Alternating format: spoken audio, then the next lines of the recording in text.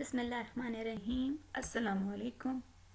کاشانہ بصیرت کے YouTube channel پر اسمت زہرا زیدی آپ سے مخاطب۔ ہم سب مل کر شہید دستغیب کی کتاب دارالآخرہ سے فیضیاب ہو رہے ہیں اور اس کے درس نمبر 11 پر ہم پہنچ گئے ہیں۔ جیسا کہ ہم سب کو معلوم ہے کہ یہ کتاب سورہ واقعہ کی تفسیر پر مبنی کچھ لیکچرز ہیں اور ان لیکچرز کو کتابی شکل دی گئی ہے، ان دروس کو کہہ لیجئے کتابی شکل دی گئی ہے جن کو ہم آپ کے ساتھ مل کر پڑھ رہے ہیں۔ آئیے درس نمبر 11 شروع کرتے ہیں۔ درس نمبر 11 میں آگے مزید آیت نمبر 4 سے لے کر آیت نمبر 10 تک کی عربی لکھی ہوئی ہے۔ پہلے میں وہ آپ کے سامنے تلاوت کروں گی اور اس کے بعد اس سے ریلیٹڈ تشریح موجود ہے جو کہ ہم ایک ایک کر کے پڑھتے چلے جائیں گے۔ صفحہ نمبر 94، درس نمبر 11۔ بسم اللہ الرحمن الرحیم۔ اذا رجت الارض رجا وبست الجبال بسا فكانت هباء منبثا وكنتم ازواجا ثلاثا فاصحاب الميمنة ما اصحاب الميمنة واصحاب المشأمة ما اصحاب المشأمة والسابقون السابقون۔ اس کے بعد ہیڈنگ ہے قیامت کا زلزلہ پہاڑوں کو ریزہ ریزہ کرنے والا ہے۔ اذا رجت الارض رجا، اس وقت جب زمین کو حرکت دی جائے گی اور وہ مضطرب ہو جائے گی۔ روز قیامت اس طرح زمین لرزے گی کہ کوئی عمارت بھی روح زمین پر باقی نہیں رہے گی اور تمام زمین زیر و زبر ہو جائے گی۔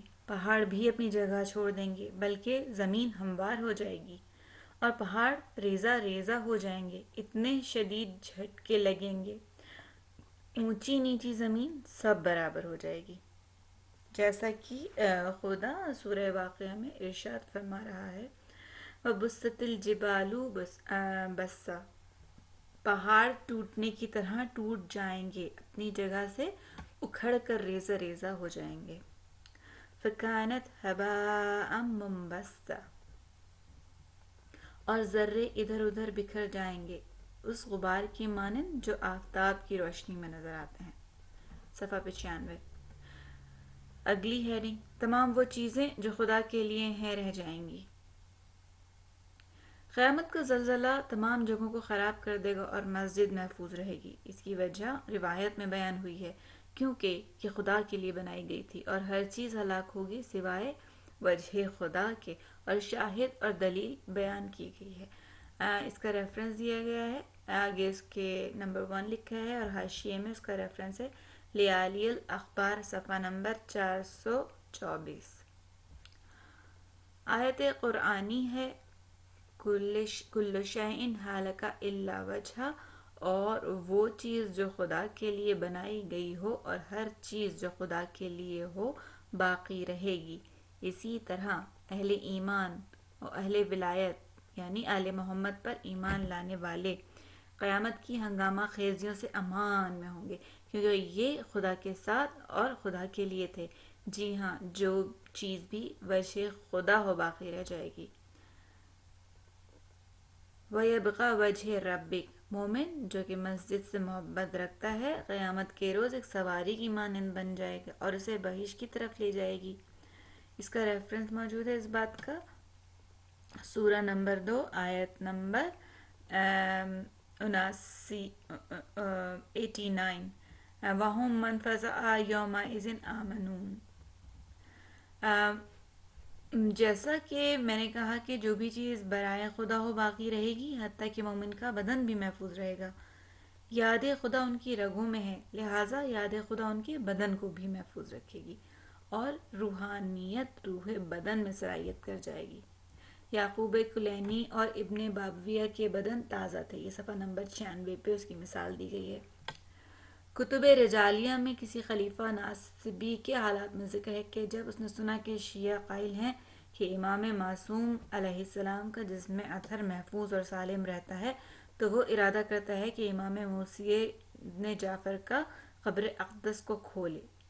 اس کا ایک وزیر جو کہ شیعہ تھا اس کے ہمراہ تھا اور بیچارگی کے عالم میں جب دجلہ کے پل کے نزدیک پہنچے تو کہا جانتے ہو کہ شیعہ اپنے علماء کے بارے میں بھی یہی عقیدہ رکھتے ہیں۔ یہاں پر یعقوب قلینی کی قبر ہے، امتحان کر سکتے ہیں، اگر اس کا جسم سالم ہے تو معلوم ہو جائے گا کہ ان کا عقیدہ صحیح ہے، پھر ضرورت نہیں رہے گی کہ قبر حضرت موسیٰ ابن جعفر کو کھولا جائے، اور اگر نہیں تو بعد میں قبر اقدس امام کو کھولا جا سکتا ہے۔ خلیفہ نے وزیر کی بات کو پسند کیا اور کلینی کی قبر کو شگافتہ کیا گیا۔ کیا دیکھا کہ جسم سالم ہے۔ عجب بات یہ تھی کہ ایک بچہ بھی جو کہ ان کے ساتھ دفن تھا سالم ہے۔ اس کا ریفرنس دیا گیا اس بات کا، کتاب کا نام ہے روضات الجنات، صفحہ نمبر 553۔ وہ بچہ یا تو فرزند کلینی یا کلینی کا پوتا تھا۔ اس کے جسم میں بھی روحانیت نفوذ کر گئی۔ کتاب روح و ریحان میں، جو کہ تاریخ حضرت شاہ عبد العظیم ہے، لکھا ہے ناصر الدین شاہ نے جب چاہا کہ ابن بابویہ، یعنی بریکٹ میں لکھا ہوا ہے نام ان کا، شیخ صدوق کی قبر کو تعمیر کیا جائے، اور تقریباً 1000 سال ان کی وفات کو گزر چکے تھے، صفحہ نمبر 97۔ غلطی کی وجہ سے ان کی قبر کھل جاتی ہے اور حضرت صدوق کا بدن آشکار ہو جاتا ہے۔ عجیب بات یہ ہے کہ ان کے ناخن کا رنگ بھی صاف نہ ہوا تھا۔ شاہ کو خبر دی گئی کہ خود آ کر حیرت انگیز منظر کو دیکھے۔ یہ ان لوگوں کے لیے ہے جو روحانی محض ہوں، ورنہ ترکیب مادی کا لازمہ ہے کہ وہ بوسیدہ ہو جائے۔ اگلی ہیڈنگ، 3 گروہ جو کہ محشر میں ہوں گے، یعنی اگلی آیت، وَكُنْتُمْ أَزْوَاجًا ثَلَاثَةً، اور تم اس روز 3 گروہوں میں ہوگے۔ اولین و آخرین جو محشر میں جمع ہوں گے 3 گروہوں پر مشتمل ہوں گے۔ یہ بات مسلم ہے اور بار بار قرآن میں مذکور ہے، اور ہر فرد کو چاہیے کہ خود کو دیکھے کہ وہ 3 گروہوں میں سے کس میں ہے۔ عرب کی اصطلاح میں جفت کو زوج سے تعبیر کرتے ہیں، بس ازواج کا معنی اصناف ہوگا کہ تمہارے 3 گروہ ہوں گے، اور پھر ان گروہوں کو کیا کہہ کر یاد کیا گیا ہے، وہ آگے انہوں نے اس آیت کو دوبارہ سے بیان کیا ہے، فَأَصْحَابُ الْمَيْمَنَةِ مَا أَصْحَابُ الْمَيْمَنَةِ، ماں استفہامی اور مبتدائے دویم، اور اصحاب المیمنہ خبر دویم ہے، یعنی کیا چیز ہے، مقام اصحاب اور تعظیم کے لیے استفہام کی صورت میں بیان کیا گیا ہے۔ اصحاب یمین کیوں نام رکھا گیا، یہ اگلی ہیڈنگ۔ میمنہ یمن سے ہے، جس کے معنی مبارکی اور سعادت کے ہیں، اور اصحاب یمن نام رکھنے کی وجہ یہ ہے، صفحہ نمبر 98 پہ میں، اصحاب یمن نام رکھنے کی وجہ یہ ہے کہ عالم زر میں سیدھی طرف آدم ابو البشر تھے، یا اس لیے کہ محشر میں ان کے نامہ اعمال کو سیدھے ہاتھوں میں دیا جائے گا، یا اس لیے کہ عرش میں سیدھی طرف ان کی جگہ ہے، یا بابرکت اور مبارکی کی وجہ سے انہیں یمین کہا گیا ہے۔ اور اصحاب برکت خود ان کے لیے اور اپنے رشتہ داروں کے لیے ہوں گے، جیسے میاں بیوی اور بچے، حتیٰ کہ مومن ہمسایوں کے لیے بھی باعث برکت ہوں گے جو ان سے بہرہ مند ہوں گے۔ کتنی بلائیں ہیں جو مومن کی برکت سے محلے یا شہر سے برطرف ہوتی ہیں، یہ برکت روحانی ہے۔ کتنے افراد جو معصیت کار ہیں، جو مومن سے تعلق رکھنے کی وجہ سے تقوی کی طرف کھینچے چلے جاتے ہیں۔ بس اصحاب المیمنہ یعنی اصحاب برکت اور صاحبان برکت ہیں، بیوی، بچوں اور دیگران کے لیے۔ چنانچہ قرآن میں ارشاد ہوا ہے کہ فرزندان مومن جو ایمان میں ان کی پیروی کرتے ہیں انہی سے ملحق ہوں گے۔ اس بات کا بھی ریفرنس موجود ہے، حاشیے میں اس کا ریفرنس دیا گیا ہے، سورہ طور 53 آیت نمبر 21، والذین آمنوا وابتغاہم ذریتہم بایمان حسناتہم، بطور تعظیم فرمایا ہے، جیسا کہ فارسی میں کہا جاتا ہے زید چ زیدی، کہ زید کیا زیدی ہے، ہم اردو میں بھی اسی طرح استعمال کرتے ہیں۔ جب ہمیں عظمت کو بیان کرنا ہو تو اسی طرح سے کہا جاتا ہے۔ صفحہ نمبر 99، مجرمین کے لیے بدبختی، یعنی اس کی اگلی جو آیت ہے اس کے بارے میں اب ہم پڑھیں گے۔ وَأَصْحَابُ الْمَشْأَمَةِ مَا أَصْحَابُ الْمَشْأَمَةِ، اصحاب شمال وہ لوگ جو بائیں طرف ہوں گے، اس کا بائیں طرف ہونا ان کی بدبختی کی وجہ سے ہے۔ یہ اصحاب یمین کے متقابل ہوں گے، یا اس لیے کہ قیامت والے دن ان کے نامہ اعمال ان کے الٹے ہاتھ میں دیا جائے گا، یا ان کے رہنے کی جگہ الٹی طرف ہے، یا اس لیے کہ دنیا اور آخرت دونوں میں بدبخت ہیں۔ ان کی بدبختی کبھی ان کے بیوی اور بچوں کو پہنچ جاتی ہے.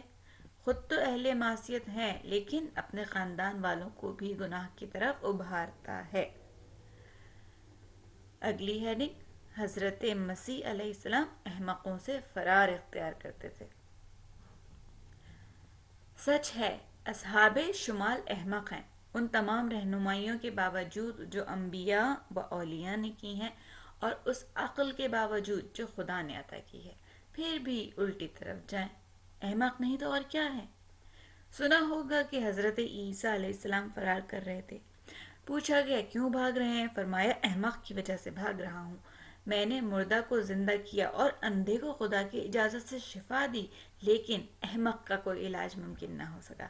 احمق اصحاب شمال ہیں جو خود کو، اپنے گھر والوں کو، اپنے ملنے جلنے والوں کو خطرے میں ڈالتے ہیں، مال اور ایک دوسرے کی عزتوں کو خراب کرتے ہیں. اسی لیے احمق آدمی کے پڑوس میں نہیں رہنا چاہیے. صفحہ نمبر 100.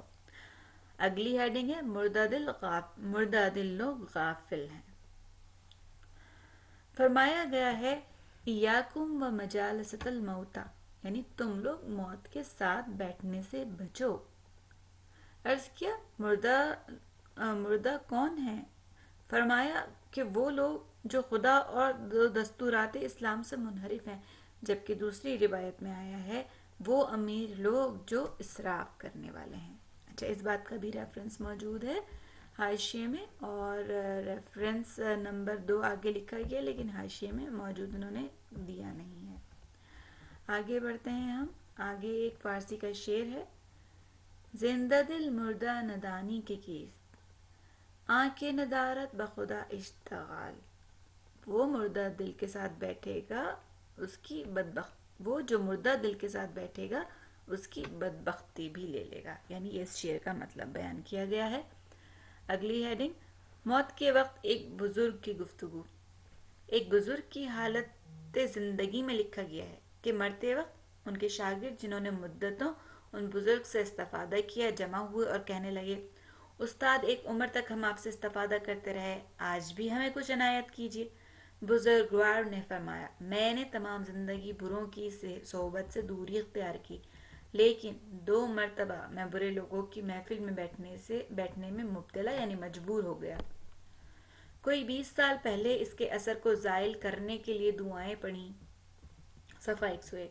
تاکہ داغ دل پاک ہو جائے، لیکن دوسری دفعہ کا داغ ابھی بریکٹ میں لکھا ہوا ہے مرتے دم، دوسری دفعہ کا داغ ابھی تک میرے سینے میں ہے. شاید آپ کے لیے بھی پیش آیا ہو کہ کچھ دیر اہل یمین اور اچھوں کی محبت میں گزاریں، ان کی روح راحت میں ہوگی اور اس کے خوشگوار اثرات کچھ دیر تک رہتے ہیں. اگر خدا نخواستہ اہل شمال یعنی احمقوں کے ساتھ بیٹھے تو اس کی بدبختی کو بھی اپنی لپیٹ میں لے لیں گے، اس کی بدبختی آپ کو بھی اپنی لپیٹ میں لے لے گی. پھر آپ کی نماز و دعا میں رغبت نہ رہے گی. اگر یہ بدبختی قائم رہے تو آپ میں شک اور ریب بھی ایجاد کر دیتی ہے. یہ سب باتیں دنیا کی بدبختی کے بارے میں تھیں، آخر میں کیا ہوگا؟ اگلی ہیڈنگ: نزدیک ترین افراد سخت ترین دشمن ہوں گے. اب اس کے بارے میں آگے مزید انہوں نے اگلی آیت ہے، یہ وہی آیت ہے کہ وَأَصْحَابُ الْمَشْأَمَةِ مَا أَصْحَابُ الْمَشْأَمَةِ، اور پھر آگے ایکسپلینیشن ہے. قیامت میں یہ لوگ اتنے بدبخت اور بد نصیب ہوں گے کہ ان کے نزدیک ترین افراد بھی ان کے سخت ترین دشمن ہو جائیں گے. بیوی بچے اور اس کے رشتہ دار اور اس کے دوست اس سے نفرت کریں گے. دوزخ میں جانے کے بعد اس کے پڑوسی بھی اس سے اذیت اٹھائیں گے. خصوصی طور پر زنا کرنے والوں کے بارے میں آیا ہے کہ ان کی شرمگاہوں سے نکلتی ہوئی پیپ کی بدبو سے جہنمی لوگ بھی نالہ و فریاد کریں گے. صفحہ نمبر 102. جہنمی ایک دوسرے کو گالیاں دیں گے، جیسا کہ دنیا میں تھے وہی صورتحال باقی ہوگی. اصحاب المشأمة ما اصحاب المشأمة، بائیں طرف جانے والے ساتھی کیا بائیں طرف جانے والے ساتھی جو سراسر تاریکی اور سیاہ چیزوں کے ساتھ ہوں گے. اگلی ہیڈنگ: وہ لوگ جو بغیر حساب کے جنت میں جائیں گے. والسابقون السابقون اولئک المقربون. پہلا احتمال یہ ہے کہ السابقون اول مبتدا اور السابقون دوم مبتدا کی خبر ہوگی، اور یہ بھی ممکن ہے کہ والسابقون دوم پہلے والے سابقون کی تاکید ہو، اور اولئک المقربون جملہ خبر ہے ہوا السابقون اول کے لیے، السابقون السابقون یعنی سبقت کرنے والے ہیں۔ اصحاب یمین اور شمال وہ لوگ تھے جن کے اعمال کا حساب و کتاب لیا جائے گا۔ اگر ان کی نیکیاں زیادہ ہوں گی اور نیکیوں کا پلڑا بھاری رہا تو اصحاب یمین، نہیں تو اصحاب شمال ہوں گے۔ لیکن السابقون السابقون یہ وہ لوگ ہوں گے جن کے اعمال کا حساب کتاب نہ ہوگا، یہ سیدھے جنت میں جائیں گے اور ان سے حساب نہ لیا جائے گا۔ صفحہ نمبر 103۔ راہ بندگی پر کاربند رہنے والے خدا کے مقرب ہیں۔ دوسرے لفظوں میں سابقین وہ لوگ ہوں گے جنہوں نے اپنی عمر اول سے آخری ایام تک راہ بندگی سے تجاوز نہ کیا ہو اور ان کے دلوں میں کبھی شک و ریب نہ آیا ہو اور مقام عمل میں صرف راہ بندگی کا انتخاب کیا ہو، یہ لوگ مقربان درگاہ خدا ہوں گے۔ اصحاب یمین کو کبھی ہوائے نفسانی ان پر غلبہ کرتی تھی اور ان لوگوں سے بھی لرزشیں ہوئیں، لیکن یہ لوگ با ایمان مرے، یا توبہ سے خود کو پاک کر لیا یا رحمت خدا یا دوستی اہل بیت ان کے کام آئی۔ بہرحال سختی سے موت، برزخ اور حساب قیامت سے پاک ہو گئے۔ اصحاب شمال وہ لوگ ہیں جو بے ایمان مر گئے یا ان کے گناہ اس قدر تھے کہ نیکیوں کو کھا گئے، پھر جہنمی ہو گئے۔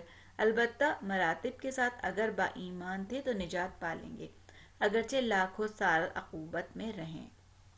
لیکن وہ لوگ جو اول سے آخرت تک ایک طرح رہے، ہمیشہ راہ بندگی اختیار کیا، شرک اور شک اور گناہ میں ہرگز خود کو آلودہ نہ کیا اور تمام عمر استقامت کے ساتھ رہے، وہ گروہ سابقین ہے، اور سابقین میں سب سے پہلے علی اسد اللہ الغالب علی ابن ابی طالب علیہ السلام ہے۔ صفحہ نمبر 104۔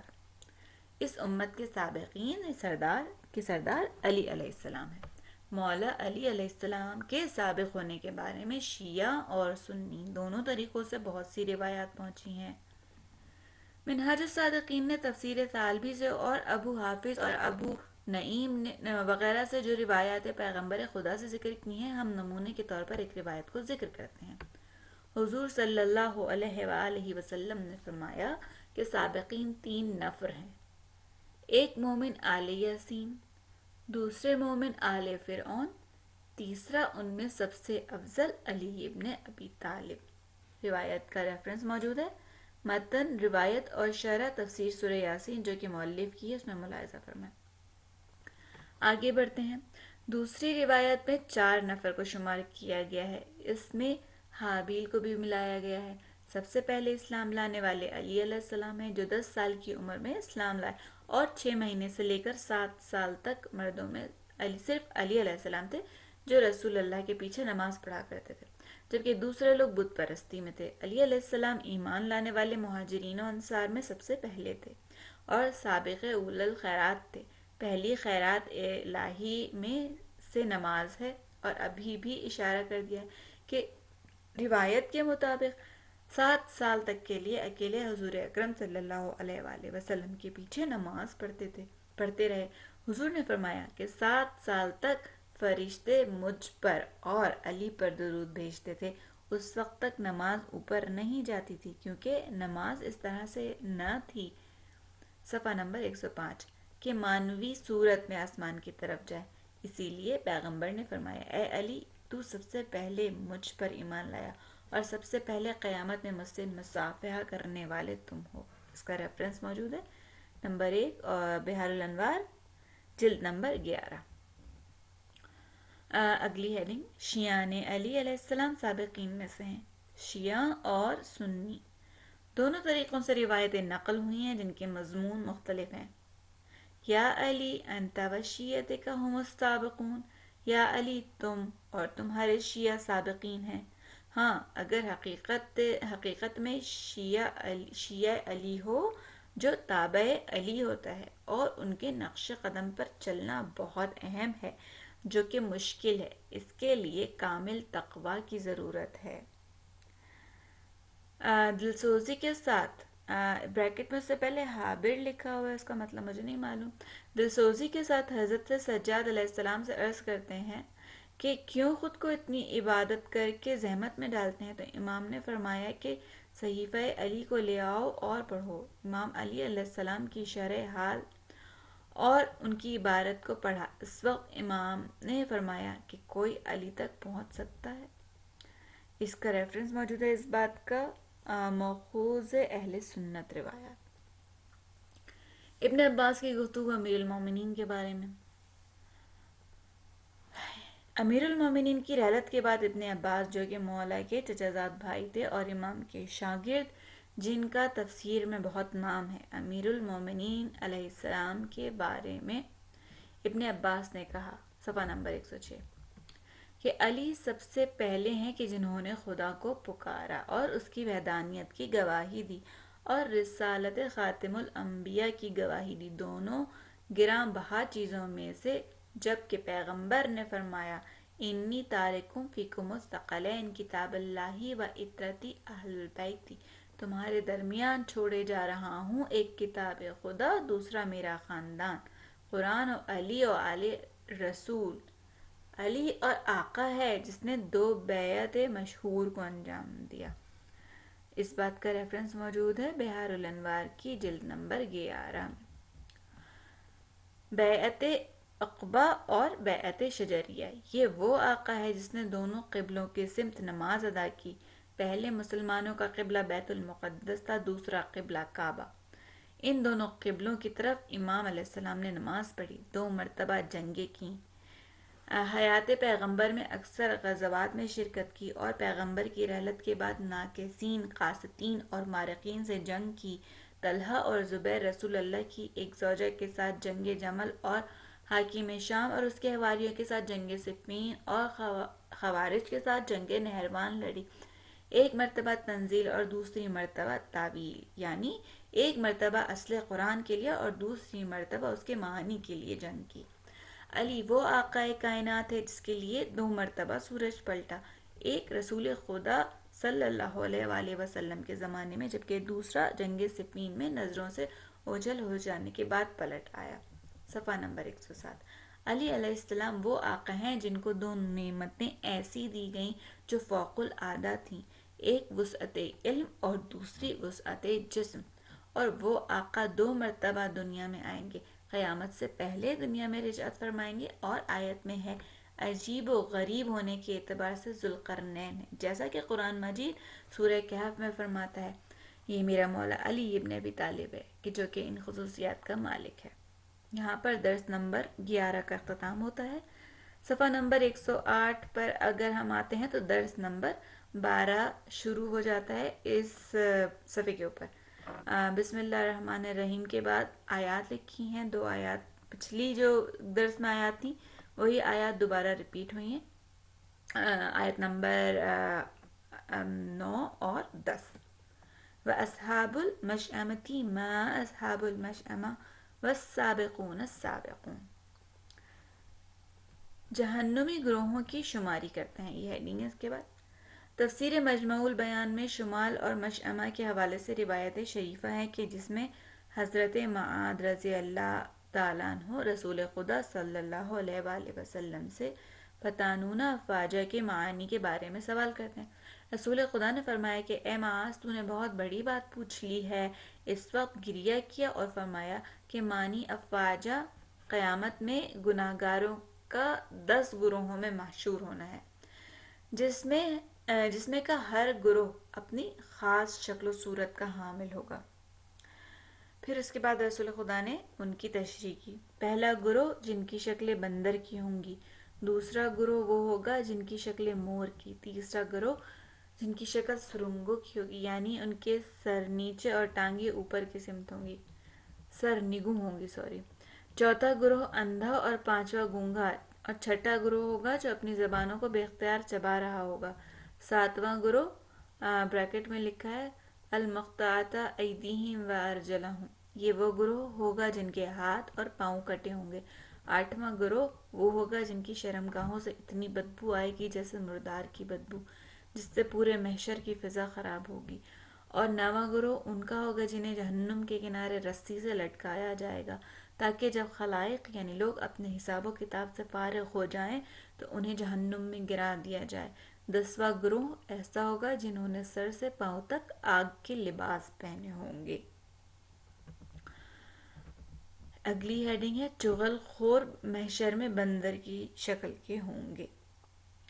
معاذ رضی اللہ تعالیٰ عنہ نے عرض کی آخر یہ 10 گروہ کون ہوں گے؟ رسول اکرم نے فرمایا پہلا گروہ چغل خوروں کا ہوگا، یہ بندر کی صفات رکھنے والے لوگ ہوں گے، اس طرف سے اس طرف چھلانگیں لگاتے ہیں تاکہ یہاں سے بات لے کر وہاں نقل کر دیں اور اپنے لیے آتش جہنم روشن کرتے رہیں۔ کل روز قیامت میں ان کی روح جو کہ بندر صفت تھی ظاہر ہوگی، لہٰذا یہ بندر کی شکل میں ظاہر ہوں گے۔ دوسرا گروہ ہیڈنگ ہے دوسرے گروہ کی۔ دوسرا گروہ حرام خوروں کا ہوگا، دین اور انصاف کو چھوڑ کر کسی بھی طریقے سے صرف کرتے ہیں چاہے حرام ہی کیوں نہ ہو، یہ نجاست حقیقی ہوں گے۔ سور کا کام نجاست کھانا ہے، جو ان پر بھی گندگی اور نجاست ہے یہ اس کا طالب ہوگا۔ یہ شخص حرام خوری میں بھی خنزیر کی پیروی کرتا تھا، روز قیامت بھی سوروں کی شکل میں محشور ہوگا۔ صفحہ نمبر 110۔ سود کھانے والے قیامت میں سرنگوں ہوں گے۔ تیسرا گروہ سرنگوں ہوگا، یہ سود کھانے والے ہیں، ان کی روح آشکار ہو جائے گی کہ دنیا میں اس روش و طریقے کے خلاف عمل کرتے تھے جس کو خدا نے معین کیا۔ انسان کی طبعی ساخت یہ ہے کہ وہ 2 ٹانگوں کے ساتھ ہو، کیونکہ باطن میں یہ لوگ انسانی طبیعت پر نہ تھے، لہٰذا ان کی ظاہر صورت بھی الٹی ہونی چاہیے۔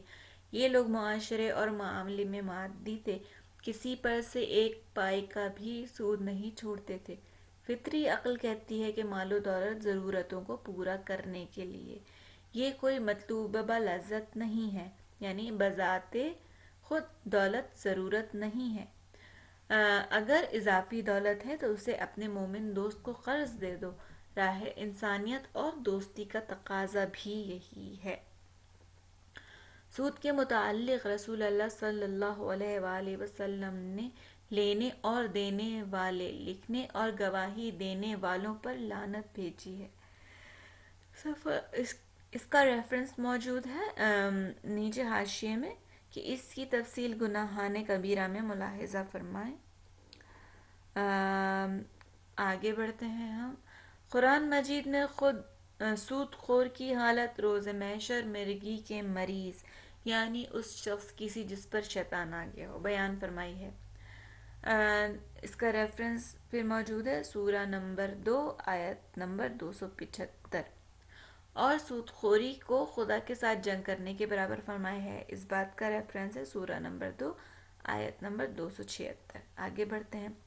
چوتھا گروہ ان کا ہوگا کہ جو اپنی زبانوں کو کاٹ رہے ہوں گے، صفحہ نمبر 111۔ خون اور پیپ ان کے منہ سے جاری ہوگا، یہ لوگ قاضی ہوں گے جو حق کے خلاف فیصلے کرتے تھے، یہ عالم بے عمل ہوں گے جن کے اقوال ان کے اعمال سے مختلف ہوں گے، یہ حلال اور حرام کو خوب جانتے تھے اور خوب واعظ و نصیحت کرتے تھے لیکن اپنے بتائے ہوئے پر عمل نہیں کرتے تھے۔ جیسا کہ ہم نے کہا جہنم میں سب سے زیادہ پشیمان اور حسرت کرنے والا وہ ہے جس کے علم اور ارشادات سے دوسرے فیضیاب ہو کر بہشتی ہو گئے اور یہ عمل نہ کرنے کی وجہ سے جہنمی ہو گیا۔ نیز یہ بھی روایت ہے کہ جہنمی بھی عالم بے عمل کی گندی بدبو سے اذیت محسوس کریں گے۔ اور یہ بھی روایت ہوئی کہ بدترین مخلوق قیامت یہی عالم بے عمل ہے۔ پانچواں گروہ اندھوں کا ہے، یہ لوگ محشر میں اندھے ہو کر داخل ہوں گے، یہ وہ لوگ ہوں گے جو حق کو دیکھے بغیر باطل کا حکم کرتے تھے، یہ ظالم حکام ہوں گے جو بندگان خدا کے ساتھ ظلم کرتے تھے۔ چھٹا گروہ گونگوں اور بہروں کا ہوگا، یہ وہ لوگ ہیں جو خود پسندی کا شکار ہیں اور خود سے راضی ہیں اور اپنے کاموں کو بہت بڑا خیال کرتے ہیں، صفحہ نمبر 112، اور خود پر غرور کرتے ہیں اور بندگی کی راہ سے جو کہ عاجزی اور فراوطنی سے اس سے منحرف ہے اور خود کو سب کچھ سمجھتے ہیں۔ ساتواں گروہ یہ وہ لوگ ہوں گے جن کے ہاتھ اور پاؤں کٹے ہوں گے، یہ وہ لوگ ہوں گے جنہوں نے اپنے ہمسایوں کو اذیت پہنچائی ہو۔ بحار الانوار میں رسول خدا صلی اللہ علیہ وآلہ وسلم سے مروی ہے کہ جو بھی اپنے ہمسائے کو اذیت پہنچائے خداوند اس پر جنت کی خوشبو حرام کر دے گا اور اس کا ٹھکانہ جہنم ہوگا۔ آٹھواں گروہ ان لوگوں کا ہوگا جن سے گندی بدبو آتی ہوگی جو کہ مردار سے بدتر ہوگی۔ یہ شہوت پرستوں اور حرام سے لذت اٹھانے والے اور کسی بھی حرام سے پرہیز نہ کرنے والے ہوں گے اور اپنے اموال سے حق الہی کو ادا نہ کرنے والے ہوں گے۔ نواں گروہ ان لوگوں کا ہوگا جو آگ کی شاخوں سے باندھ دیے گئے ہوں گے۔ یہ لوگ بادشاہوں اور حاکموں کے پاس چغلی کرنے والے تھے اور جس کی وجہ سے دوسرے لوگ اذیت اٹھاتے تھے۔ صفحہ نمبر 113۔ دسواں گروہ یہ وہ گروہ ہوگا جو آگ کا لباس پہنے ہوں گے۔ یہ تکبر اور فخر اور ناز کرنے والے ہوں گے۔ عبادات میں پیش قدمی کرنے والے سابق نسبی ہیں۔ ہم نے پہلے کہا کہ سب سے سابق اور سابق مطلق مولا علی کی ذات والا صفات ہے، لیکن کچھ سابق نسبی بھی ہیں جو کہ بعض امور میں لوگوں سے سبقت لے جانے والے ہیں۔ تفسیر منہاج الصادقین میں مولا متقیان امیر المومنین حضرت علی علیہ السلام نے کچھ مراتب سابقین میں سے ذکر فرمایا۔ آپ فرماتے ہیں کہ وہ جو کہ نماز جماعت میں سب سے پہلے پہنچتا ہے اور پہلی تکبیرۃ الاحرام کو درک کرتا ہے، اوقات نماز کے بارے میں بھی اسی طرح مقید ہے کہ وضو کو وقت سے پہلے کر کے آمادہ رہتا ہے تاکہ وقت نماز ہو اور یہ نماز پڑھے، جیسے کہ خود سابقین سے مراد حضرت علی علیہ السلام تھے۔ آپ نے سنا ہوگا کہ جنگ صفین میں زوال کے وقت حضرت نے اپنی نگاہ اوپر کی سمت کی۔ کسی نے عرض کی، مولا کیا وقت نماز کی جستجو کر رہے ہیں؟ امام نے فرمایا، ہاں۔ آیا یہ جنگ سوائے نماز کے کسی اور چیز کے لیے ہے؟ 19ویں ماہ رمضان کی صبح جب مولا علی کو زخمی سر کے ساتھ مسجد سے باہر لے جا رہے تھے، امام کی نظر فجر پر پڑی تو امام نے فرمایا کہ کوئی ایسا وقت نہ آیا کہ تو نے طلوع کی ہو اور علی سو رہا ہو۔ اسی طرح حج کی نسبت علی علیہ السلام پیش قدمی کرتے ہیں کہ کہیں ایسا نہ ہو کہ استطاعت سے تاخیر ہو جائے۔ اسی طرح خمس اور زکوٰۃ، خلاصہ ہر عبادات میں پیش قدمی اور سبقت لے جاتے ہیں۔ مستضعفوں کی بھی مدد کرنے سے دریغ و تاخیر نہیں کرتے۔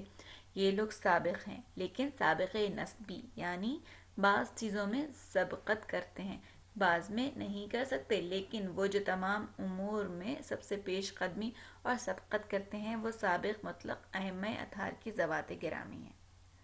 اگلی ہیڈنگ سابق مطلق امام علیہ السلام ہے۔ ثم اورثنا الکتاب الذین اصطفینا من عبادنا فمنہم ظالم لنفسہ ومنہم مقتصد ومنہم سابقہ بالخیرات باذن اللہ۔ یہ سورہ فاطر کا ریفرنس دیا گیا ہے، 35 آیت نمبر 32۔ مندرجہ بالا اس آیت میں سابق بالخیرات کے ذیل میں بہت سی روایات پہنچی ہیں، جس سے معلوم ہوتا ہے کہ سابق بالخیرات سے امام معصوم علیہ السلام مراد ہیں، جنہوں نے مقام علم و عمل میں سب سے سبقت لی ہے، اور اس سبقت و برتری کے بیان میں سب سے عمدہ بیان ابن عباس کی روایت ہے جو کہ بیان کر دی گئی ہے، اور مقام علم میں صفحہ نمبر 115 اور مقام علم میں یہی دو جملے کافی ہیں کہ اگر پردے ہٹ جائیں پھر بھی میرے علم میں اضافہ نہ ہوگا۔ یہ ریفرنس موجود ہے بحار الانوار کی جلد نمبر 9 کا، لو کشفت الغطاء ما ازددت یقینا۔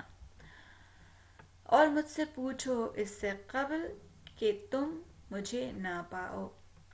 یہ ریفرنس ہے بحار الانوار کی جلد نمبر 9 سے، سلونی من قبل تقدونی۔ یہاں پر ہم نے اختتام کیا ہے اپنے درس نمبر 12 کا، صفحہ نمبر 115 پر اختتام پذیر ہو رہا ہے۔ انشاءاللہ اگلے درس میں یعنی درس نمبر 13 میں آپ سے پھر ملاقات ہوگی۔ جب تک کے لیے اجازت چاہتے ہیں، دعاؤں میں یاد رکھیے گا۔ والسلام علیکم ورحمۃ اللہ وبرکاتہ۔